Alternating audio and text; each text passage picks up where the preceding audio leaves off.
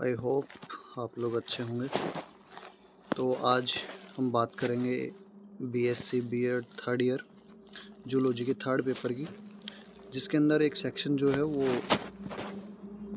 Ethology है। I think section C होगा। तो देखिए, सबसे पहले बात करते हैं हम लोग कि इस सेक्शन में पढ़ना क्या है। इस सेक्शन के अंदर बेसिकली इथोलॉजी पढ़ेंगे और जानते हैं इथोलॉजी होती क्या है। इथोलॉजी बेसिकली दो वर्ड से मिलकर बना हुआ है। यहाँ पे ये वर्ड, जैसा कि आप यहाँ पे स्क्रीन पे देख रहे हैं, इथोज एंड लोगोज, जिसका मतलब यहाँ पे इसको अपन तोड़ें इथोलॉजी को तो एक वर्ड होता है इथोज, एक लोगोज। लोगोज जिससे आप बहुत ज़्यादा परिचित हैं, इसका मतलब है कि स्टडी।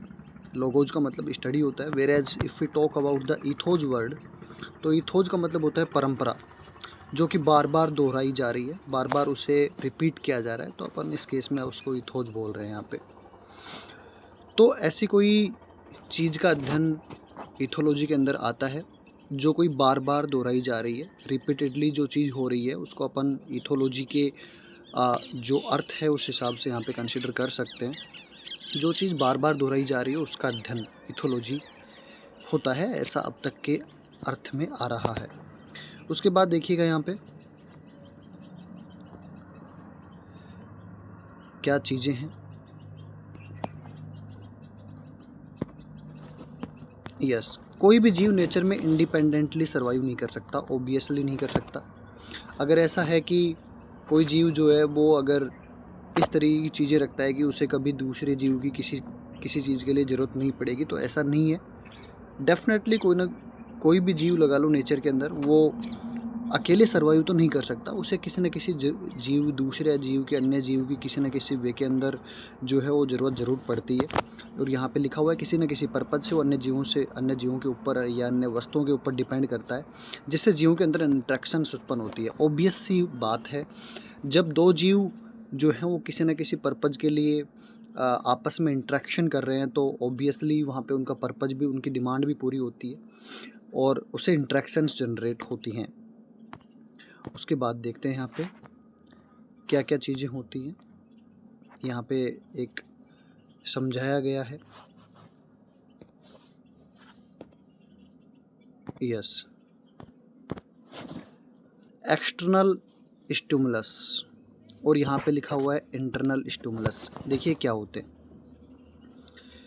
जिससे पहले अपन इथोलॉजी को और ज़्यादा जाने, उससे पहले हमें इस ग्राफिक्स को समझना बहुत ज़रूरी है। एक्सटर्नल स्टिमुलस का मतलब है कि बाहर से क्या कुछ चीज़ें ऐसी हैं जिनसे शरीर के अंदर परिवर्तन हो रहा है। अब तक के क्लास में हमने देखा कि इथोलॉजी के अंदर अपन ऐसी चीज़ों का अध्ययन करते हैं जो बार बार दोहराई जा रही हैं, जो बार बार रिपीट हो रही हैं। अब देखिए यहाँ पे एक्सटर्नल स्टिमुलस क्या है और यहाँ पे इंटरनल स्टिमुलस क्या है। दोनों ही बहुत आसान सी चीज़ें हैं। एक्सटर्नल स्टिमुलस, सबसे पहले ये एक्सटर्नल वर्ड क्या कह रहा है, ये स्टिमुलस वर्ड क्या कह रहा है, इस पे जाते हैं। देखिए, स्टिमुलस का मतलब होता है कोई भी उद्दीपन, ऐसी कोई भी चीज़ जो हमारे अंदर परिवर्तन कर रही है। जैसे टेम्परेचर, ऑब्वियस सी बात है, जब अपन टेम्परेचर बोले तो तावड़े में बैठेंगे, धूप में बैठेंगे, तो हमारी बॉडी में कुछ ना कुछ चेंज ज़रूर आएगा। अभी के हिसाब से बैठेंगे तो अभी थोड़ा सर्दियाँ स्टार्ट हो चुकी हैं, तो ऑब्वियसली अपन ज़्यादा देर सर्वाइव, कहने का मतलब ज़्यादा देर अपन जो है वो रेसिस्ट कर पाएंगे, ज़्यादा देर बैठ पाएंगे, तावड़े को झेल पाएंगे। ऐसे ही लाइट है, मॉइस्चर है, पीएच है, हवा है, ये सारे वो फैक्टर हैं जो बाहर प्रेजेंट हैं। मतलब ये किसी बॉडी के अंदर तो नहीं बन रहे ना। टेम्परेचर जो सनलाइट से अर्थ के ऊपर आ रहा है, जो टेम्परेचर जो है वो सन कंट्रोल कर रहा है, वैसे लाइट है, मॉइस्चर है, पीएच है, एयर है, ये सारी चीज़ें जो हैं वो वातावरण में मौजूद हैं।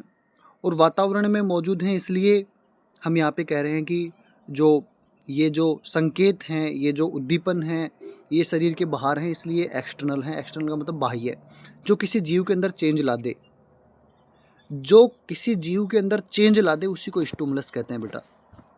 किसी भी ऑर्गेनिज्म के अंदर, किसी भी जीव के अंदर जिस फैक्टर के अंदर चेंज लाने की क्षमता है वो स्टिमुलस है। तो ये बाहर के स्टिमुलस हैं। वैसे ये इंटरनल स्टिमुलस हैं। इंटरनल स्टिमुलस का मतलब सीधी सी बात है कि जब ऐसे स्टिमुलस जो बाहर प्रेजेंट नहीं है वो शरीर के अंदर बन रहे हैं, वो उस ऑर्गेनिज्म की, उस जीव की बॉडी के अंदर बन रहे हैं, वो उद्दीपन जिससे उसी जीव की शरीर के अंदर जो है वो परिवर्तन आ रहा है, तो उनको अपन इंटरनल स्टिमुलस कहेंगे। जैसे नर्वस सिस्टम, हमारी बॉडी जो है वो नर्वस सिस्टम के द्वारा कंट्रोल होती है। जैसे मस्कुलर सिस्टम जो मांसपेशियों का तंत्र है हमारा, जैसे सेकेंड ईयर में फिजियोलॉजी में पढ़ा होगा, मेटाबॉलिज्म है, और ये सारी चीज़ें जो हैं वो क्या है, ये बॉडी के अंदर बन रही हैं और ये बॉडी के अंदर से जनरेट हो रही है, इसलिए बॉडी को कंट्रोल कर रही हैं। और इन सभी के परिणाम स्वरूप जो है वो निकल के आता है बेटा क्या, रेस्पॉन्स, और वो ब्रेन से जनरेट होता है रेस्पॉन्स। जैसे रेस्पॉन्स क्या होता है, मैं बिल्कुल छोटी सी चीज़ में आपको समझा दूंगा। जैसे आपको किसी ने एक थप्पड़ मारा, बाहर से स्टिमुलस गया है आपकी बॉडी के अंदर, स्टिमुलस जो है वो एक्सटर्नल है, बाहर से प्रेशर पड़ा है आपकी गाल पे। अब आपका ब्रेन जो है वो रेस्पॉन्स करेगा कि अब मुझे क्या प्रतिक्रिया देनी है, उसी को बोलते हैं रेस्पॉन्स। किसी भी उद्दीपन के परिणाम स्वरूप जो आपका ब्रेन जिस डिसीजन पर पहुंचा वो आपका रेस्पॉन्स है। हो सकता है आपने कोई रेस्पॉन्स नहीं किया हो, आप चुपचाप बैठे हो, मतलब एक थप्पड़ खाने के बाद में दूसरा गाल भी आगे कर रहे हो सकता है, या फिर एक थप्पड़ खाने के बाद आप उसको 2 थप्पड़ मार रहे हो। तो ये आपका ब्रेन जो है उन एक्टिविटीज़ को कंट्रोल कर रहा है और रेस्पॉन्स जनरेट कर रहा है। तो ये रेस्पॉन्स कब आता है, जब स्टिमुलस काम करते हैं। ऑब्वियस सी बात है, जब स्टिमुलस आएगा, जब कोई उद्दीपन आएगा, वो आपको मजबूर करेगा किसी न किसी रेस्पॉन्स के लिए, तभी आपका ब्रेन जो है वो एक्टिव होकर उस रेस्पॉन्स को रेस्पॉन्ड करता है, बाहर की तरफ सांकेतिक करता है। वो वाली चीज़ें हैं। तो घूमते हैं आगे की तरफ, और फिर इन सब के परिणाम स्वरूप जो कि सबसे इम्पोर्टेंट टर्म है हमारा इस इथोलॉजी का, वो है बिहेवियर। जैसा कि यहाँ पे हम देख रहे थे, ये एक्सटर्नल स्टिमुलस देखे, ये इंटरनल स्टिमुलस देखे, ये जाते हैं ब्रेन के अंदर और यहाँ से जनरेट होता है रेस्पॉन्स, जैसा कि यहाँ पे आप देख सकते हैं। और उसके बाद में जो है वो बिहेवियर्स जनरेट होते हैं। बिहेवियर जो है वो व्यक्ति के दिखते हैं। जैसे वो जो थप्पड़ मारा वो एक्सटर्नल स्टिमुलस था, ब्रेन ने रेस्पॉन्स किया, रेस्पॉन्स दिया, उसके बाद आपने कैसा व्यवहार आपका, उसके जो प्रतिकूल जो आपका रेस्पॉन्स आएगा वो आपका बिहेवियर है। जैसे आप चुपचाप हैं, मतलब आपने चुपचाप रहने का बिहेवियर शो किया है, हो सकता है आपने बदले में 2 चांटे और मार दी हों, ये भी आपका बिहेवियर है। तो इन सभी उद्दीपनों को रिसीव करने के बाद आपका ब्रेन रेस्पॉन्स करेगा और रेस्पॉन्स का परिणाम क्या आएगा, व्यवहार, बिहेवियर्स, उनको बोलते हैं बिहेवियर्स। तो आगे की तरफ मूव करते हैं। आई होप आपको समझ में आया होगा यहाँ तक की कहानी। नहीं आया तो कोई बात नहीं, अगली क्लास में वापस से आ जाएगा। देखते हैं। Ethology is a branch of biology which deals with the study of animal behaviour. Ethology एक बायोलॉजी की ऐसी ब्रांच है जिसके अंदर एनिमल बिहेवियर्स की स्टडी की जाती है, सीधी सी बात है। अब ये बिहेवियर कहाँ से आया ये तो पता चल ही गया, सर एक्सटर्नल स्टिमुलस हो सकता है या इंटरनल स्टिमुलस हो सकता है। और ये स्टिमुलस आकर के जब किसी ऑर्गेनिज्म को प्रभावित करते हैं, और ऑर्गेनिज्म को प्रभावित करने के बाद जब ऑर्गेनिज्म रेस्पॉन्ड करता है, ऑर्गेनिज्म का ब्रेन जो है वो उस डिसीजन पे पहुंचता है रेस्पॉन्स करने के लिए, और फिर अल्टीमेटली जो है वो फाइनली जो है वो उस ऑर्गेनिज्म का बिहेवियर निकल के आता है, उस ऑर्गेनिज्म का बिहेवियर जो है वो शो होता है। तो यहाँ पे इथोलॉजी एक ऐसी ब्रांच है बायोलॉजी की जो कि एनिमल बिहेवियर की स्टडी करती है, एनिमल बिहेवियर के बारे में आपको बताती है कि कौन ऑर्गेनिज्म किस तरीके का, कौन सा एनिमल किस तरीके से बिहेवियर हो रहे हैं। अर्थात व्यवहारिकी के अंतर्गत एनिमल के बिहेव की स्टडी होती है। ऑब्वियस सी बात है भाई साहब। नेक्स्ट चलते हैं अगली स्लाइड की ओर, क्योंकि टाइम बहुत कम है। देखिए ये बात भी हमने देख ली है, रीड कर लेते हैं, जस्ट आप साथ के साथ नोट्स बनाते रहिएगा। बिहेवियर दिखाई देने वाली वह अनुक्रिया है। ऑब्वियसली दिखाई तो देती है यार, बिहेवियर जो है वो दिखता है। अगर नहीं दिखता तो चुपचाप बैठा रहेगा तो भाई साहब उसमें क्या ही बिहेवियर दिख रहा है यार। तो बिहेवियर ऑब्वियसली दिखाई देता है। दिखाई देने वाली वह प्रक्रिया होती है, वह अनुक्रिया होती है जिसे एनिमल इंटरनल स्टिमुलस या फिर यहाँ पे एक्सटर्नल होना चाहिए था, एक्सटर्नल स्टिमुलस या इंटरनल स्टिमुलस के कारण प्रदर्शित करता है। ऑब्वियस सी बात है, जब किसी ऑर्गेनिज्म को बिहेवियर रेस्पॉन्स करना है तो उससे स्टिमुलस चाहिए, उद्दीपन चाहिए, वो एक्सटर्नल हो सकता है, वो इंटरनल हो सकता है। बस इतनी सी बात यहाँ पे कही गई है। आगे की तरफ देखिएगा, प्रत्येक प्राणी को अपने जीवन काल में बायोटिक का मतलब जीव, सजीव, और एबायोटिक का मतलब निर्जीव फैक्टर्स के संपर्क में आना ही पड़ता है। भाई साहब बिल्कुल सीधी सी बात है, कोई भी जीव नेचर में अकेला सर्वाइव नहीं कर सकता, ये झूठी बातें हैं। उसके बाद देखिए, अब यहाँ पे बिहेवियर का डेफिनेशन और ज़्यादा क्लियर हो जाएगा, उसको मजबूती मिल जाएगी। प्रत्येक प्राणी अपने आसपास में, ये क्या हो गया यहाँ पे, प्रत्येक प्राणी अपने आसपास में वह, एक मिनट फोटो को इधर करना पड़ेगा मुझे, यहाँ एडजस्ट कर लेते हैं 1 मिनट के लिए, बाद में वापस से ऊपर की तरफ कर देंगे। ओके, प्रत्येक प्राणी अपने आसपास में सजीव व निर्जीव वातावरण से संबंध बनाकर रखता है। एनवायरमेंटल चेंजेज के साथ साथ वो स्वयं में भी परिवर्तन करता है। ये परिवर्तन डायरेक्ट एक्शन कहलाते हैं, इन्हें भी बिहेवियर्स कहते हैं। देखो, जब कोई जीव वातावरण में रह रहा है तो एनवायरमेंट के साथ अटैच होगा, और एनवायरमेंट के साथ, एनवायरमेंट के अंदर जो जो चेंज हो रहे हैं, जो जो परिवर्तन हो रहे हैं, वो परिवर्तन उस खुद के अंदर भी हो रहे हैं, तो ये जो है वो भी बिहेवियर्स की कैटेगरी में आएंगे। यहाँ पे सिर्फ इतनी सी बात बताई गई है। चलो अब आगे की तरफ रुख करते हैं। एनिमल बिहेवियर की स्टडी के अंतर्गत एनिमल की गतिशीलता का कारण, क्यों भाई वो उसने वो चांटा क्यों मारा है भाई, उसकी गतिशीलता मतलब उसने जो रेस्पॉन्स किया उसका कारण, उसका प्रकार व विधियों का अध्ययन किया जाता है कि भाई कैसे क्या हो रहा है, वो सारी चीज़ें यहाँ पे बताई जा रही हैं।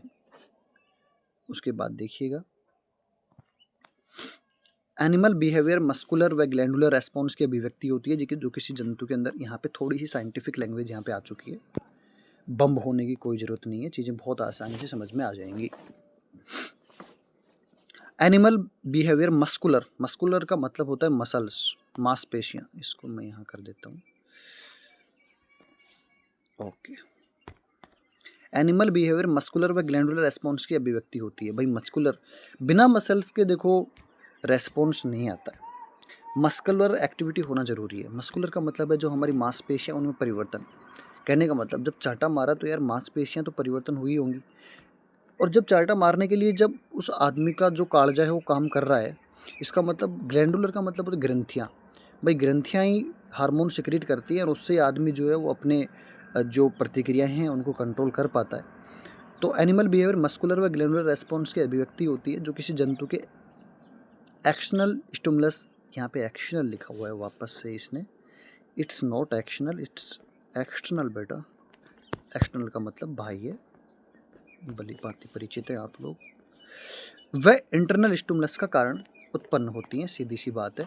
जब कोई स्टिमुलस अंदर से मिल रहा हो, बॉडी के अंदर से या फिर बाहर से वो स्टिमुलस हो, तो मस्कुलर एक्टिविटी होगी और ग्लैंडुलर एक्टिविटी भी होगी। मतलब हमारे मसल्स का भी उसमें रोल होगा, और जो हमारी ग्लैंड्स हैं, जो ग्रंथियां हैं, उनका भी उसके अंदर रोल रहेगा। अब आती है यहाँ पे एक और बात जो कि बहुत मज़ेदार है, उस मज़ेदार बात का अपन पर्दाफाश करेंगे।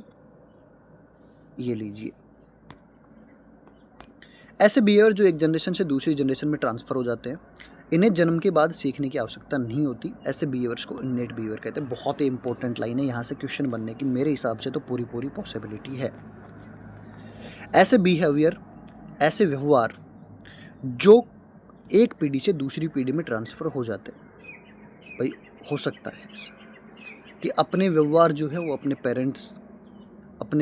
पेरेंट्स से मेल जोल खाते हों, या फिर आपके जो बिहेवियर्स हैं वो आपकी पीढ़ी में जाएंगे। तो ऐसे बिहेवियर्स जो कि एक जनरेशन से दूसरी जनरेशन में ट्रांसफ़र हो जाते हैं, उनको सीखने की ज़रूरत कहाँ पड़ी फिर? जब वो ट्रांसफ़र हो गई एक पीढ़ी से दूसरी पीढ़ी में, तो सीखने की ज़रूरत तो नहीं पड़ी, सीधी सी बात। तो ऐसे बिहेवियर्स को बोलेंगे innate behaviour. Innate, INNATE, innate behaviour कहते हैं ऐसे बिहेवियर्स को जिनको सीखने की ज़रूरत नहीं पड़ती और वो एक पीढ़ी से दूसरी पीढ़ी में ट्रांसफ़र हो जाते हैं। इसका अपोजिट दूसरा है, बहुत ही, मैं बता रहा हूँ, यहाँ से क्वेश्चन बनने की 100% पॉसिबिलिटी है, आप तो सिर्फ देखते रहिए। कुछ बिहेवियर ऐसे भी होते हैं जो जन्मजात नहीं होते, वो जन्म के बाद सीखे जाते हैं, उनको सीखना पड़ता है। जैसे आप लोगों को अभी मैं एग्जांपल तो ऐसा सेट करूँगा कि आपको तुरंत से समझ में आ जाएगा। कुछ बिहेवियर ऐसे भी होते हैं जो जन्मजात नहीं होते तथा वो जन्म के बाद सीखे जाते हैं। ऐसे बिहेवियर्स को लर्नड बिहेवियर कहा जाता है। बहुत ही आसान है ये, क्योंकि लर्न का मतलब होता है सीखना। तो भाई साहब ऑब्वियस सी बात है, जो सीखा जा रहा है वो सीखने वाला बिहेवियर कहलाएगा। तो ऐसा बिहेवियर जो जन्मजात है, जिसको सीखने की ज़रूरत पड़ी है, उसको लर्न बिहेवियर करेंगे, क्योंकि ये लर्न किया गया है। और जिसको सीखने की ज़रूरत नहीं पड़ी उसे इन्नेट बिहेवियर कहा गया है, ऐसा यहाँ पे मैंने बताया। देखिए मैं अब आपको एग्जांपल देता हूँ इन्नेट बिहेवियर का और लर्न बिहेवियर का। इन्नेट बिहेवियर जैसा कि मैंने अभी आपको बताया कि उसको ना सीखने की ज़रूरत नहीं पड़ती, वो एक जनरेशन से दूसरी जनरेशन में जाता है। जैसे मान लो किसी बच्चे ने, नया बच्चा जन्म लेता है, हमने रोना तो नहीं सिखाया भाई साहब उसको। सिखाया क्या हमने कि भाई ऐसे क्राई करना है तेरे को, हमने रोना नहीं सिखाया। इसका मतलब जो रोने वाला बिहेवियर बच्चा शो कर रहा है वो एक ऐसा बिहेवियर है जो एक पीढ़ी से दूसरी पीढ़ी में जा रहा है, उसको सीखने की ज़रूरत नहीं पड़ रही है। तो वो क्या हो गया, वो इन्नेट बिहेवियर हो गया। लेकिन आप, एक छोटा बच्चा है, उसको आप शिक्षा से दूर रखिए, क्या वो उसके बाद भी किताबें आपकी तरह पढ़ पाएगा? क्या वो समझ आए उसके अंदर वो आएगी? नहीं आएगी। ऑब्वियसली उसके लिए आपको सीखना पड़ेगा, लर्न करना पड़ेगा, तभी आप रीड कर पाएंगे। तो वो एक लर्न बिहेवियर हो गया। तो दोनों में डिफरेंस समझ में आ गया सर। ओके, चलते हैं जल्दी से आगे की तरफ। अब यहाँ पे दूसरा टॉपिक आ गया है हिस्ट्री ऑफ इथोलॉजी। इसको अपन डिस्कस करेंगे।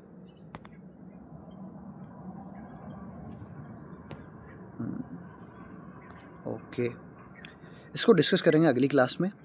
तब तक के लिए थैंक यू सो मच। मिलते हैं नेक्स्ट क्लास में।